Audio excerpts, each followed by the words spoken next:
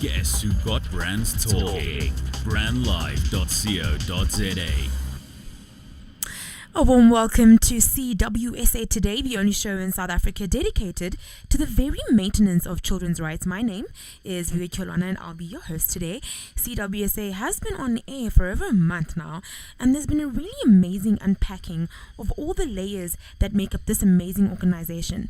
We've spoken to the CEO, we've spoken to the National Executive Officer, we have covered the pillars of the organizations, the importance of volunteers, and many, many more very critical aspects of what makes the organization what it is.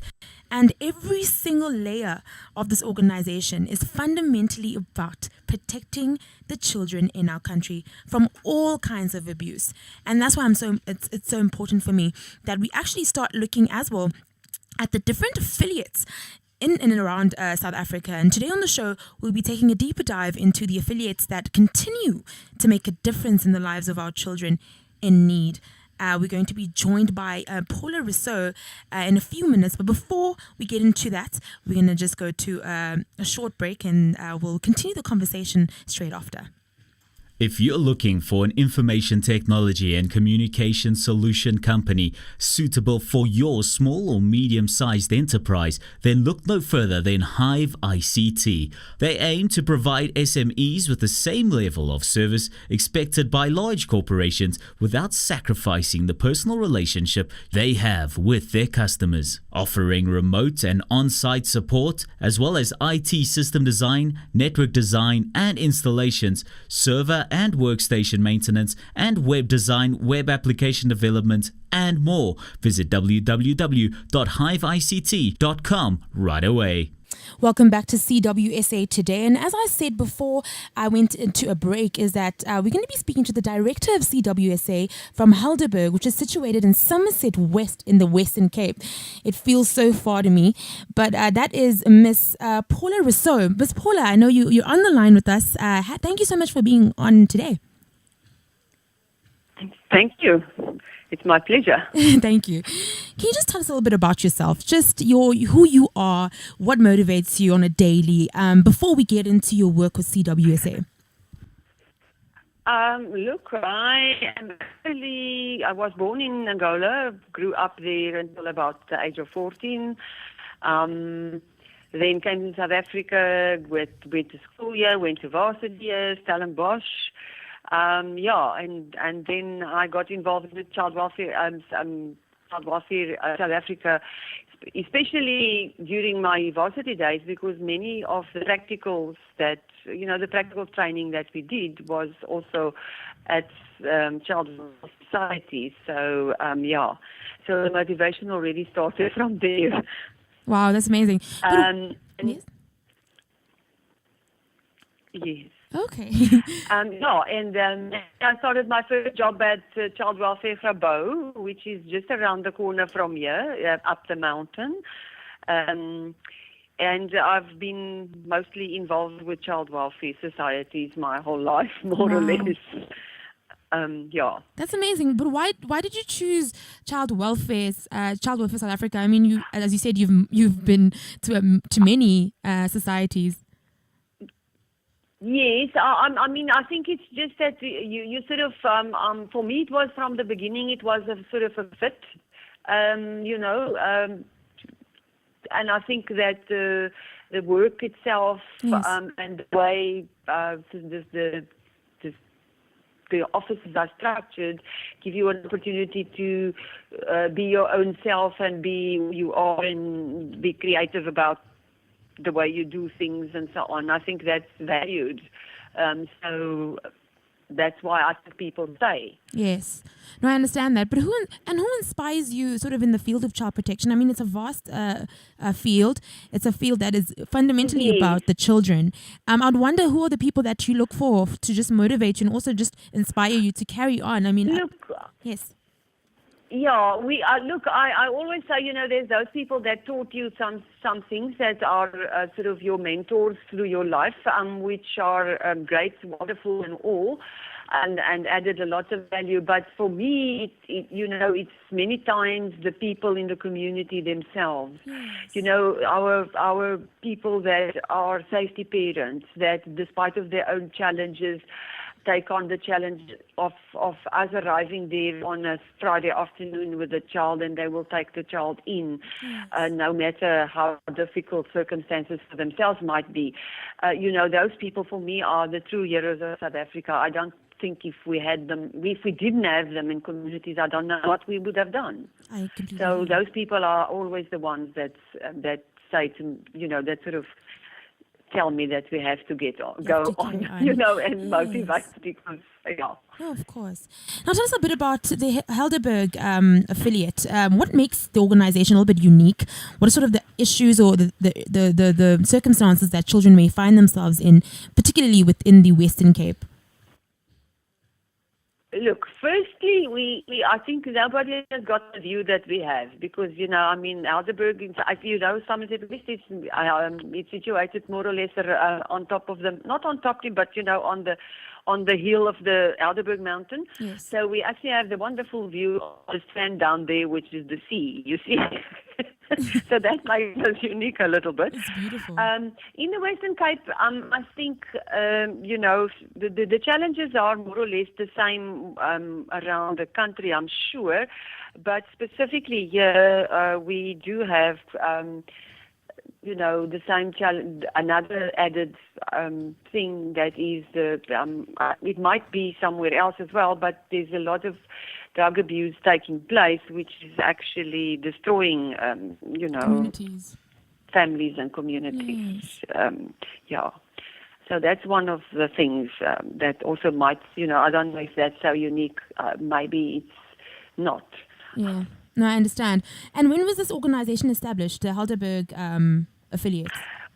Helderberg is actually 60 years old. Wow. They were established in 1956.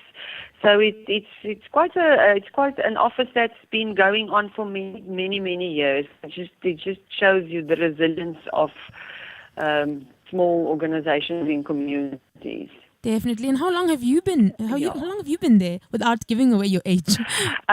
I've been here about 4 years. I was previously with Child Welfare Stellenbosch. I had been 22 years. So Wow. That has been quite a history. a journey. Yes. Now, what is the relationship with CWSA from the national body perspective? I mean, you've been in at CWSA for so long. I wonder then how that relationship is and how it's manifested with your space in Helderberg now. Yeah, look, the national office in the province is usually the one that we have the most contact with. Yes. And it's, on a regular basis, although we also get lots of communication from the head office in Johannesburg, we always have communication and communication through social media and all of that. Yes. But with the local office in the province, there's a regular contact with, sometimes even face-to-face, mostly face-to-face as well. We sort of consult on a regular basis. It's good. Oh, that's great. Now, in terms of, I'm just thinking now, we spoke to the director of CWSA, Stellenbosch, last week. What is the collaboration like with the Western Cape between the affiliates? Do you guys also come together to come up with new projects? Oh, we are very, very good at it. Let me tell you, because we use each other's resources many times, even for instance, maybe I don't have a printer that prints A3 pages, but I need to print something that looks like a booklet.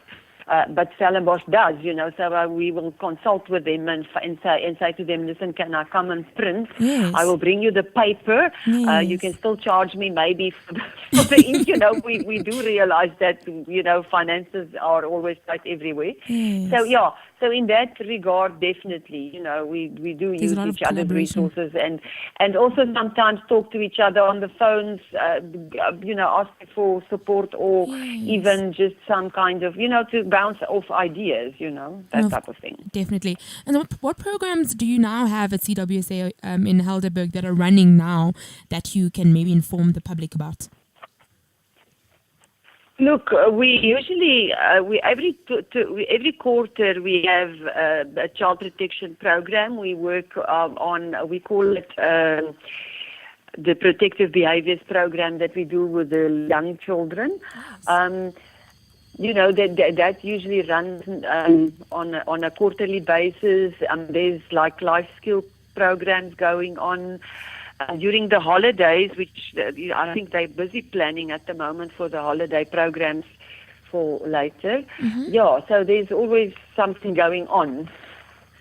Okay. Can you just talk to us a little bit about the protective behaviors program? It sounds so intriguing. Yeah, the protective behaviors program is for young children. They teach children certain how to behave in certain situations. Yes. And usually the behaviors that they need to think of. If somebody says this, or you are in an awkward situation, there's a few behaviors and that you must remember. Yes. And then what they use is hand. They use the little hand of the child with 5 things that they must remember on the fingers. Yeah. So then they can remember what they need to know. What must I say no, and or I have somebody that I can go to, and things like that. So there's that we teach the children, and it's also taught in terms of animals so that we use. This program has come from Australia, but we have adapted it because obviously we don't have koala bears and things like that in Africa. So we have adapted it to fit for Africa. Oh, lovely. And, I know there's a lot of challenges that you face, and funding has to be probably at the core of it all. But what other key challenges do you face as an organization, and who are the people that are your main sponsors at the moment? Look, as I mentioned, if except for the funding challenges, the challenge in the communities at the moment is actually the fact that drug abuse is such a huge and growing problem in the communities, and social workers deal with the devastating effects of TIC and other substances on a daily basis. Sometimes even their safety is even threatened by violence when they're involved with cases like this. So that is sometimes quite a challenging thing, especially if you think that I don't know, but my office specifically has a very young team of social workers who might not have a lot of experience. And they really have to deal with this very emotionally charged and sometimes threatening violence type of cases. That's one of our biggest challenges. And that's so true because the CWSA in Stellenbosch is saying the same thing. So I do think it's a Western Cape, maybe not Western Cape alone, but maybe it's really predominant in the Western Cape at the moment. How can people get involved with your organization to give money, to donate, to sponsor? Where do they go? Yeah, look, we have a Facebook page that's very, very active. We also have a website. I'm sure if you type it in, it will come up. Yes. Then, we've had, for instance, people can get involved that way. They can even just get involved by becoming members of the society, paying their membership of 10 Rand, which is nothing. But, and then they will get all the news and also get the opportunity to maybe get involved in, for instance, sometimes helping with the holiday program, or, either by making sandwiches or at least helping the auxiliary workers with the program themselves, and things like that. So there's many, many ways you can get involved. We also have a little second-hand shop. So you can bring, if you cleaned up your house, you can bring it all to us. We won't find place for it. That's amazing. We also had a very interesting book sale at the Somerset Mall. So if you want to donate books, you can donate books and we can use them for our book sale. Yeah. So in many ways they can get involved. Definitely. So we'll have that on the site after the show, where your Facebook page and all of that information. I just want to know. I know that CWSA is fundamentally about volunteerism and people volunteering their time. How have you sort of seen the sort of volunteerism grow in your few years in Helderberg? The role of volunteers. Volunteers, I always say you have different types of volunteers. Remember, we do have volunteers in communities, and we do see our safety parents, for instance, that are safety parents as volunteers of the organization because they always help us with everything. Yes. There's other volunteers that will also, for instance, sometimes cook food for programs and things like that. So there is those community volunteers, but then you also sometimes need other volunteers, and that was what I was saying about becoming members of the society. Yes. Anybody can become a member of the society, but it's also important that you have other volunteers that are maybe bookkeepers that have been that have retired or whatever, that have the time to be involved on a board level, maybe more. Because you see, the thing is that your office runs as good as your board and staff run together. Completely. So your board members are also very important, and you need a specific set of skills for the people that are at board member level, because it is a very big responsibility. It's, they're the legal entity of the organization. So, basically you need people who have managerial and other type of skills there. It's very important. And lastly, I know you've been in the space for so long, over 26 years actually. What message do you have for South Africans right now in your space as a director of CWSA Helderberg, situated in Somerset West? What is it that you want people to really know about children? What do you think they really should know about maintaining the rights of children, making sure they're not in any danger, but also how they can really lend a hand?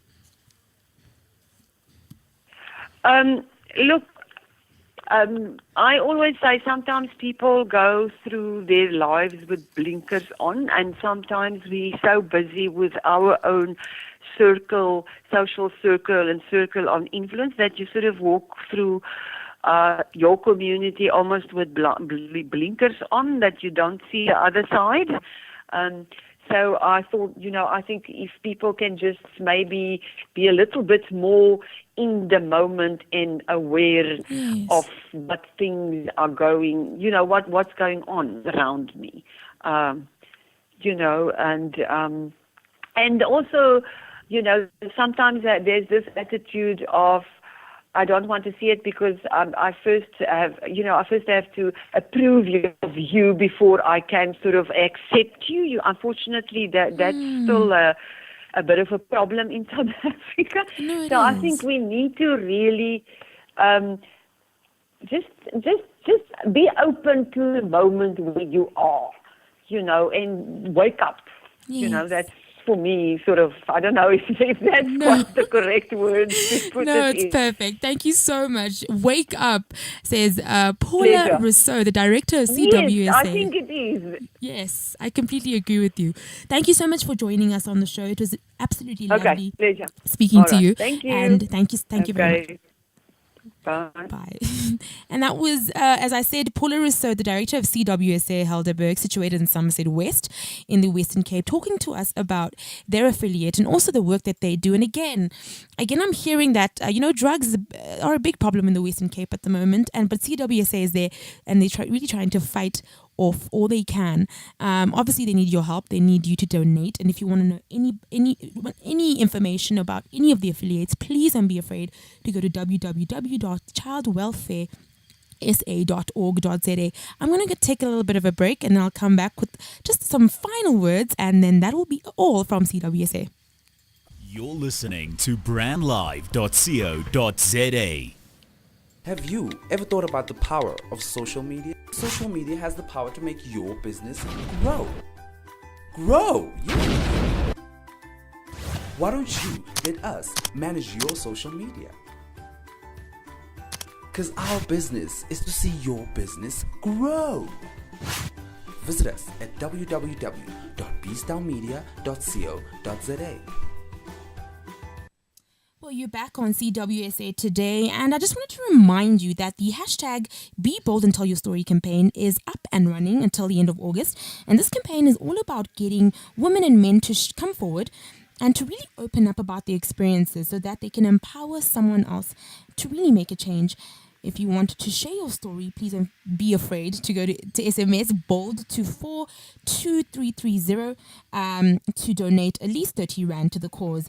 Be bold and tell your story. It is Women's Month, and again, Women's Month theme for this year is Be Bold and make a change. So it's very important that we put those two initiatives together and we come up with something amazing. And I think this is the platform for all everyone in South Africa to really come out and showcase their strengths and showcase their stories as not only experiences that can give some lessons to somebody, but experiences that have the power to change communities. And that's the last from me, Viwe on CWSA today. Please follow us on our social mediums on Child Welfare SA, and you can find out a little bit more about what is happening, where you can go, how you can donate, how you can volunteer.